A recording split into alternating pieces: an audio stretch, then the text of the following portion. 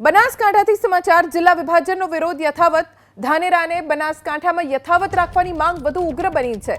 દેડા ગામમાં હવન કરીને ધાનેરાને બનાસકાંઠામાં યથાવત રાખવા માટે માંગ કરવામાં આવી। ધાનેરાને બનાસકાંઠામાં યથાવત નહીં રખાય તો ઉગ્ર વિરોધની ચીમકી ઉચ્ચારવામાં આવી છે। તો બનાસકાંઠા જિલ્લા વિભાજનનો વિરોધ હજુ પણ યથાવત છે।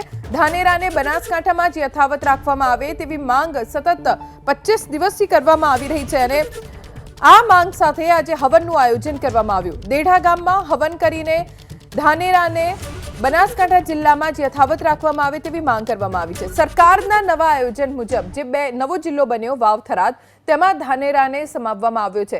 જ્યારથી સરકારની આ જાહેરાત થઈ છે ત્યારથી લઈને અત્યાર સુધી 25 દિવસ થઈ ગયા અને વિરોધ સતત ઉગ્ર બની રહ્યો છે।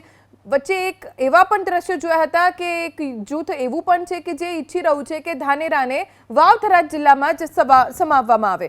અમારા સંવાદદાતા વસંત તેરગર પાસેથી વધુ જાણકારી પ્રાપ્ત કરીશું। વસંત, આજે દેઢા ગામમાં શું આયોજન હતું અને લોકોની શું માંગ છે?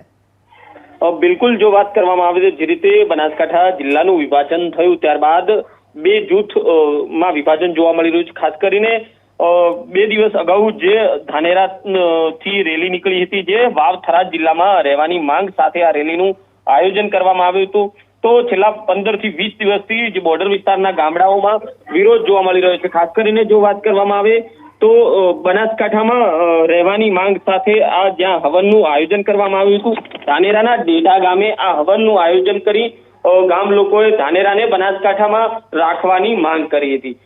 છેલ્લા કેટલાય દિવસથી વિવિધ ગામડાઓમાં ધાનેરાને બનાસકાંઠામાં રાખવાને લઈને હાલ તો વિરોધ પ્રદર્શન થઈ રહ્યું છે। આભાર વસંત, જાણકારી આપવા માટે।